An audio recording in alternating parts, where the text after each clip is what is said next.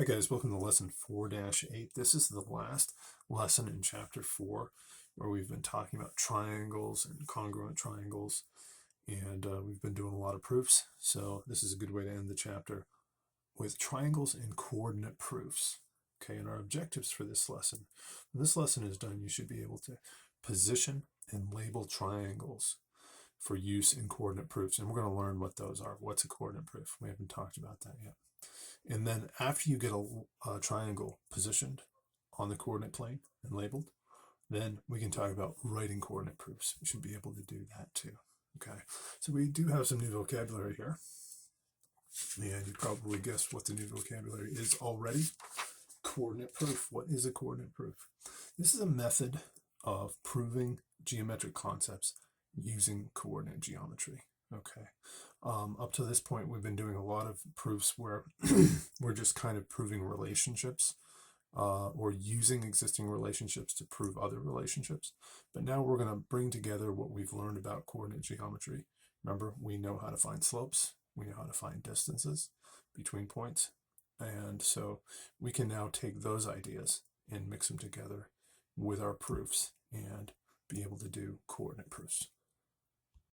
All right, before we start doing coordinate proofs, we need some good strategies for how to tackle these things. This key concept here, placing triangles on coordinate plane, really is our strategy for how to approach these things. Step 1, use the origin as a vertex or center of the triangle. Now again, it depends on what type of triangle we're talking about, okay? I'm going to draw a couple of coordinate planes here so that we can draw a couple of different triangles and see how they fit.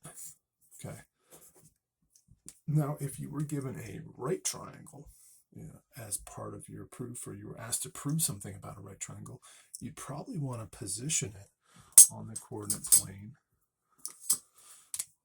like this. Put the two legs on the x and y axes, and then run the hypotenuse across. Okay. That's going to make our calculations the easiest. For one thing, one of the vertices of the triangle is the origin. Okay, that's a super easy coordinate to work with. Another vertex is going to be right on the x-axis, so it's going to have a y-coordinate of 0. And another vertex is going to be right on the y-axis, so its x-coordinate is going to be 0. So if you get a right triangle, that's probably the easiest way to do it. If you were given an isosceles triangle, you'd probably want to put the base on one of the axes, okay? And then put the legs up here, okay? That's probably going to be the easiest way to work with it. And if you were given a scalene triangle, well, just line one side up with an axis. Okay, let's say we've got a scalene triangle that looks like that, and it's not a right triangle. Just line up one side with an axis. Okay. So place at least one side of a triangle on an axis. Use the origin again. Notice every single one of these uses the origin as one of the vertices. Keep the triangle within the first quadrant if possible, because then all of our coordinates that we're going to work with will be 0 or positive. Right? So they'll be easier to work with. And then use coordinates that make computations as simple as possible. And what this means is you're going to be assigning some variables at some point. You'll see what I mean when we do some examples. And you can, when you assign a variable, you can assign any variable you want. Sometimes you want to call something x, but in certain cases, you might want to call something 2x, because it's going to make your computations a little easier. Let's look at some examples. All right, let's try our first example where we're not going to worry about doing a coordinate proof. We're just going to worry about positioning a triangle and labeling it, so that if we wanted to, we could do a coordinate proof. Let's just get the hang of this first. They want us to position and label right triangle XYZ with leg XZ d units long on the coordinate plane. Okay, so what does this mean? Position and label. What type of triangle do we have? We've got a right triangle. It's XYZ, and it has a leg of XZ. Okay, so that tells me XZ is not the hypotenuse, and that leg is d units long. Okay, since it's a right triangle, remember we said it's usually easier to put the right angle at the origin, okay, so that you've got two sides that are coincident with the axes, okay? And then this leg xz, here's what I'm going to do. I'm going to call this point x, and I'll put z out here. I'm going to put z on the x-axis, and I'll put y up here on the y-axis, okay? So we've got x, y, z, and leg xz is d units long, okay? So if this guy here is d units long, okay, what I want to do is I want to come up with the coordinates. I'm going to draw my triangle, okay? D units long, how long is it? Mr. Rogers, how did you decide to put D right there? How did you decide that was D units? Well, I just figured that's where I was going to call D, okay? I've noticed a lot of students love that kind of freedom in art class, but they're not comfortable with it in math class. Why not? I can call that D units, right? So what are the coordinates of x, y, and z in my triangle? Let's go for the low-hanging fruit first. Point x, because we chose a really simple place to put it, has coordinates 0, 0. Okay. Now, if leg xz is d units long, what are the coordinates of point z? Let's go after the low-hanging fruit first here. What's the y-coordinate of z? It's sitting right on the x-axis, so the y-coordinate is going to be 0. Okay. And if I went out d units to get there, what's the x-coordinate? Well, the x-coordinate will be d. Okay. And now my y-coordinate, let's go for the easy one first. What's the the coordinate of y? What is the x-coordinate of point y here? Well, if I'm sitting on the y-axis, my x-coordinate is 0. Okay. And what's my y-coordinate? Well, they didn't tell me anything about the length of xy, and they didn't tell me anything about the length of xy in relation to xz. Otherwise, maybe I could come up with a coordinate in terms of d and keep it really simple. Since I don't know, I'm going to assign another variable. I'm going to call it a. Okay? And we can go ahead and do that. That's something we learned in Algebra 1. Hopefully we're comfortable with it. So we've positioned and labeled a right triangle, x, y, z, with a leg xz that is d units long on the coordinate plane, and we've labeled every one of the vertices of the triangle. Excellent. All right, in this problem, they want us to name the missing coordinates of isosceles right triangle QRS. Okay, so it's a right triangle, and you can see they've marked it. And one of the legs is sitting on the x-axis. The other leg is here, and it's an isosceles right triangle. What does that mean? Two of these sides are congruent.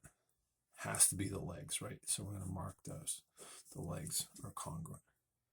You want us to name the missing coordinates. Okay, low-hanging fruit, the origin. Can we come up with that? 0, 0. Okay. And now they tell us that this point R is at C, 0. Could we use that to figure out the coordinates of S? Okay. So if this is a right angle, then SR is a vertical line. It has a slope that's undefined. In other words, both points S and R have the same x-coordinate, right? Isn't that what that means? So if R has an x-coordinate of C, S is going to have an x-coordinate of C. Good. And now how about the y-coordinate?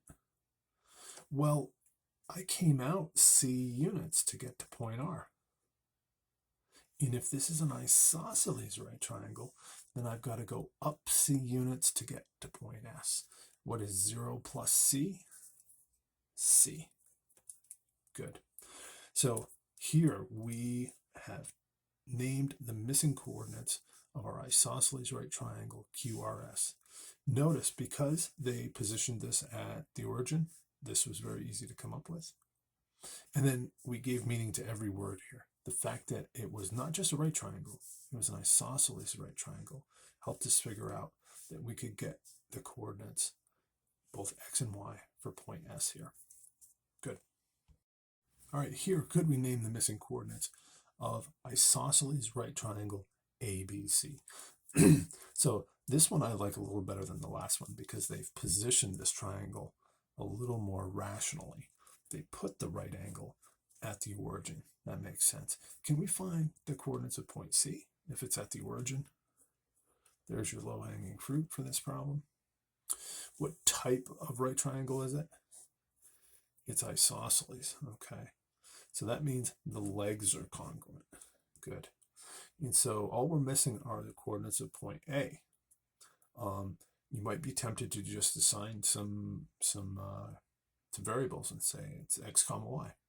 But in terms of what we know, maybe we can do better and keep this really simple rather than adding more variables. Since side CB is d units long, I can tell that because point B is at d comma 0. I went out d units to get to point B. Because it's an isosceles triangle, I'll have to go up d units to get to A. So what's my x coordinate going to be? If I'm on the y-axis, my x coordinate will be 0. And my y coordinate, if I go up d units, my y coordinate will be d. Good. All right, this time they want us to put it all together and write our own coordinate proof. And to do that, we're first going to have to position a triangle and label it, and then we can execute a proof. Let's see how that's done. Write a coordinate proof to prove that the segment that joins the vertex angle of an isosceles triangle to the midpoint of its base is perpendicular to the base. Okay. Now, that probably sounds like perhaps a little confusing. Shall we take our strategy tips and place this triangle on the coordinate plane and sketch it out as we go? First of all, what type of triangle is it? It's an isosceles triangle, right? And earlier in our talk on strategy, I suggested that it's good to put the base on one of the axes, okay? So I'm going to go ahead and do that. I'm going to put the base here just on the x-axis. I'll use green here so we can see it. I'll make it a little darker. And I'll just draw it out to some arbitrary point. I'm gonna choose an even number though. And you'll see why in a second. 1, 2, 3, 4, 5, 6, 7, 8, 9, 10, 11. I'm gonna go one more to make it 12, make it nice and even. Okay. All right. Now we're gonna draw the legs. Okay. Now the legs have to be congruent, right? So whatever I choose for the vertex angle, whatever coordinate I choose, it has to be equidistant from this end as it is from that end. They didn't tell us how to label this, so I'm going to call this triangle A, B, and our vertex angle is going to be C. Okay. Now we've got to get C the same distance from A as it is from B. Otherwise, it's not an isosceles triangle, right? So what I'm going to do that is I'm going to go over so many units, up so many units, and it's going to have to be the same as from B. And since I put B out here 12 squares away, I'm going to go 1, 2, 3, 4, 5, 6. I'm going to have to go out 6 and up some number of units. I'm just going to put it right there. Okay. So here is one leg of our isosceles triangle. And here's another leg. And those legs are going to be congruent. Good. Okay, so I'm going to mark them congruent so I know that. What are the coordinates of point A going to be? Well, that's nice and easy. And what shall we call the coordinates of point B? You can call them whatever you want. You could call it D. You could call it B. You could call it J. I'm going to call it 2K for some reason, comma 0. Okay, it's the y coordinate is 0 because I'm on the x-axis. I'm choosing 2K because you'll see in a second that'll make my coordinate for point C a little nicer. Okay, if C is equidistant from A as it is from B, then notice we came out here halfway between A and B to find the x-coordinate of C. So the x-coordinate is halfway between 0 and 2k. What's the average of 0 and 2k, or what's the midpoint between 0 and 2k? Well, that would be k. And what's my y-coordinate going to be? Okay, I don't actually know. I don't know. And so I'm going to go ahead and assign just some, I'm just going to call it y, k comma y. Okay. All right, so now that we've got this positioned and labeled, now we can actually do a proof. What is it they want us to prove? Prove that the segment that joins the vertex angle of an isosceles triangle to the midpoint of its base is perpendicular to the base. Okay, so where is the midpoint of the base? Let's call it point M. That would be right here. What are the coordinates of point M? Again, halfway between 0 and 2k. That's going to be k comma 0. Good. Okay. And we're going to draw a segment that joins the vertex angle. Remember, the vertex angle is where the legs meet, to the midpoint of the base.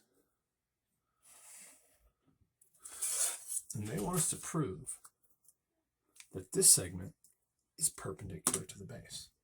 Okay, now that we've drawn all this out, this doesn't sound so scary, does it? After you get things all sketched out, read it one more time. Write a coordinate proof to prove that the segment that joins the vertex angle of an isosceles triangle to the midpoint of its base is perpendicular to the base. So this is what we want to prove. Is it true? Well, what we can do is we can figure out the slope of AB. Okay, and that's going to be y2 minus y1 over x2 minus x1. Okay, and in this particular case, y2 minus y1 is 0 minus 0 over 2k minus 0. Okay, so I get a slope of 0. All right, so the slope of AB is 0. What about the slope of MC? Can we find the slope of MC? Again, that's going to be y2 minus y1 over x2 minus x1. So it's going to be y minus 0 over k minus k. So this is going to be y over 0. So this is undefined. Okay? And what do we know about the angle at which two lines intersect if one of them has a slope that's undefined and the other one has a slope that is 0? Those lines are, by definition, perpendicular. And that's our proof. It's as simple as that. Okay. We don't have to create two columns. We don't have to write statements and reasons. You just have to justify what you're doing using concepts that you already know. Notice what I used here was just slope. Okay, that's something we've been talking about since Algebra 1. Just use slope to prove it. And it did not matter that we didn't know exact coordinates for these points. We knew relative to one another what these coordinates were in terms of these variables k and y. And we were able to find slope. We can also find distance doing that. All right, let's try another one. All right, this one wants us to finish the following coordinate proof to prove that the segment drawn from the right angle to the midpoint of the hypotenuse of an isosceles triangle is perpendicular to the hypotenuse. Okay, so the question is this perpendicular? They want us to prove it by doing a coordinate proof. They've given us a triangle, right triangle, and it's an isosceles right triangle. Okay, positioned on the coordinate plane. I like that they put the right angle at the origin. The origin is labeled. We have vertex B labeled 2a comma 0. If they didn't already label it, I would know, since it's an isosceles right triangle, that the coordinates of point A are 0 comma 2a, because these two legs have to be the same length. Good. All right, and now can we find the coordinates of point D and then do this proof that they want us to do? They said that D is at the midpoint of the hypotenuse. Okay, So I think we remember our midpoint formula, don't we? Remember, midpoint equals x1 plus x2 over 2, comma, y1 plus y2 over 2. Just take the average of the coordinates of the endpoints, right? And if you want, you can call this x1, y1, and this x2, y2, if that helps. And we can go ahead and find the coordinates of D. So D is going to have coordinates of 0 plus 2a over 2 and 2a plus 0 over 2. Good. And we can clean that up a little bit. That becomes 2a over 2, 2a over 2. And so our coordinates here are going to be, the 2's cancel, and they're going to be a, comma, a. Now notice, whoever set up this triangle chose wisely their coordinates. Because they chose 2a for this, we didn't end up with 1/2 a, comma, 1/2 a for the coordinates of point D. Okay, so that was a good choice, whoever did that. All right, now what do they want us to do again? Now that we got that all labeled, finish the following coordinate proof to prove that the segment drawn from the right angle to the midpoint of the hypotenuse of an isosceles right triangle is perpendicular to the hypotenuse. Okay, well, listen, we know that if two lines are going to be perpendicular, their slopes are going to be negative reciprocals of one another. But Mr. Rogers, I can't find the slopes. I don't have any coordinates. Of course you have coordinates. Of course you have coordinates. You've got coordinates for every point here, and you can use them. Now let's call this x1, y1, and this x2, y2. Okay, and we can find the slope of CD. We'll do y2 minus y1, so that's a minus 0 over x2 minus x1 over a minus 0. This looks like a over a, which is the slope of 1. Okay, so if we find that the slope of AB is -1, then I think we've proven this. We know that they're perpendicular. So let's go ahead and see what we get for a slope of AB. Okay, and I'm going back to this x1, y1, x2, y2. Okay, so our slope of AB is going to be 0 minus 2a over 2a minus 0. And let's clean that up a bit. I get -2a over 2a, which cleans up even further to -a over a, which cleans up even further to -1. Okay, so if this has a slope of -1, notice even though these were all unknown variables, a, we don't know a, we can still find the slope of the line, right? We can still calculate it. And we found if this has a slope of -1 and this has a slope of +1, those two slopes are negative reciprocals of one another, and therefore that must be a right angle. Good. All right, here could we write a coordinate proof to prove that the outside of this drafter's tool is shaped like a right angle. The length of one side is 10 inches, and the length of another side is 5.75 inches. Okay, so DF here, how would I prove that DF is perpendicular to DE? That would prove that it's a right angle, right? That's what we're after. So I could take a look at the slope of DF. Okay, slope of DF. I know point D has coordinates of 0, 0. And therefore I know my rise over my run as I go from D to F is 0. This has a slope of 0. Okay.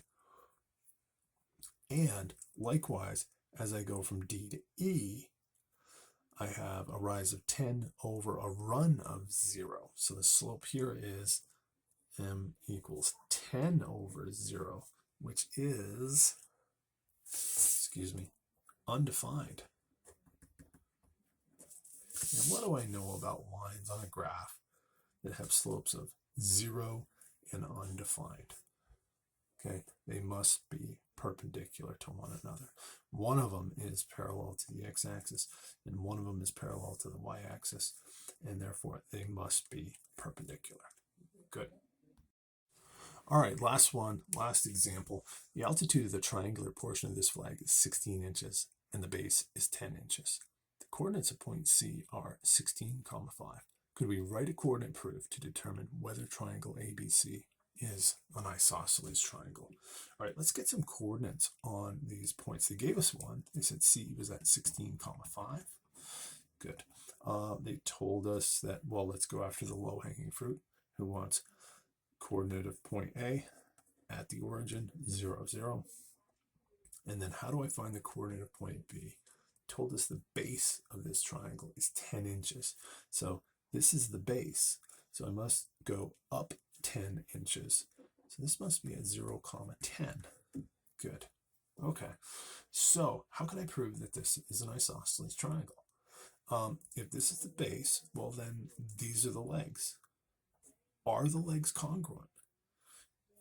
How would we figure that out?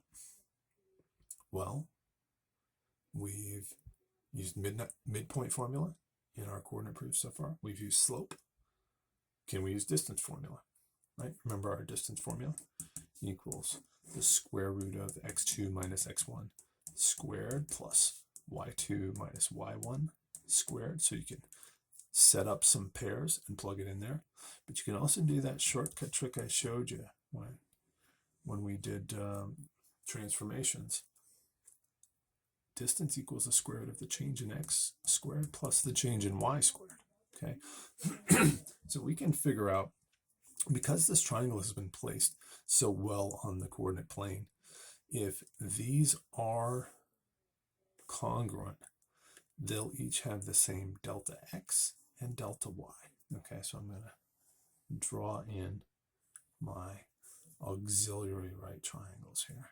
Okay, and just figure out the delta x and delta y for each of these. And as we've discussed before, if you get triangles with the same delta x and delta y, then their hypotenuses are going to have the same distance. And here my delta x is, they said the altitude here was 16, but they also gave me this coordinate here for point C. So going from 0 to 16, my delta x is 16. And then going from here to point B, my delta y, going from 5 to 10, my delta y is 5. Okay. Now down here, my delta x is, I go from 0 to 16, my delta x is 16. And here my delta y is, I go from 0 to 5. So my delta y is 5. If these have both the same delta x and delta y, then both of these segments AC and BC must be congruent. And if they're congruent, then what type of triangle is this? It's isosceles. All right, guys, I hope you found that helpful. Thanks for watching, and I look forward to doing some of these problems with you guys in class.